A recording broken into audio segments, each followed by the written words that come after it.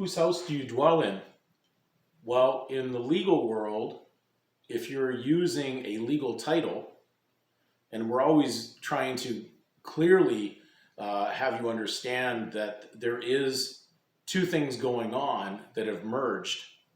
We've put truth in with fiction. So the fictional part or the legal part is that house name or that household name that the legal system always requires. Why they want to know where you are and what that name is when they're basically communicating with you. It's mainly because of the fact that the jurisdiction that is required to run the mathematics and the bookkeeping for the legal requires a surname. And therefore they want to know who is actually in whose house. So in the sense of a legal house, the legal surname is that house name. So when you're operating in that legal civil system, you're deemed to be or judged to be in Caesar's house, and therefore Caesar basically requires a fee, a fine, or some form of remuneration for the use of that house. So we're not here to debate, is this something that Caesar should receive?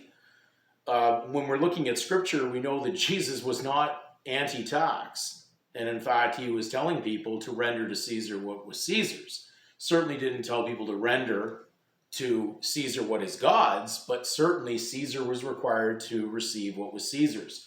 So if you are privately using something that belongs entitled to Caesar, you are required to pay for its use.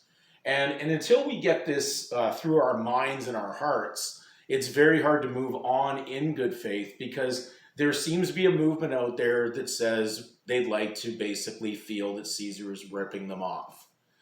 But that's not really the case, because Caesar has the right in the legal system to do as Caesar's rules allow him. Now, if you were running Caesar's world, you'd be operating rules also in order to collect on what you believed was your legal title or your property title, and therefore they're doing the same. So commerce has some very strict rules. Now, if someone wants to not be in commerce, now we're walking into a spiritual position. But from the majority of the conversations that I've had over the last several weeks, I'm noticing that the majority of people that are very upset with what's going on out there are mainly upset because their commerce is being affected. They're not upset because of just some moral issues going on that they believe their lives are being affected by. It is mainly that their commerce has been affected. And we have to really start questioning, are we basically caught up in treasures on earth? Is this the message that the spiritual disciples of Jesus Christ were to be caught up in?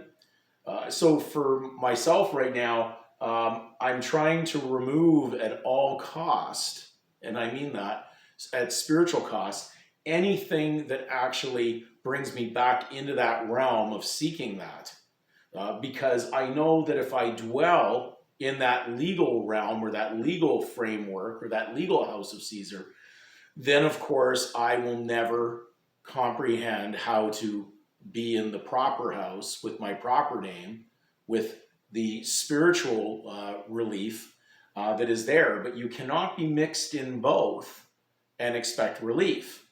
So one side has to give, and it's not going to be Caesar, it's going to be you. And are you willing to give up all for your life? How much will a man give in exchange for his life, Scripture said? Well, I would hope that you would give up anything that is material for your life.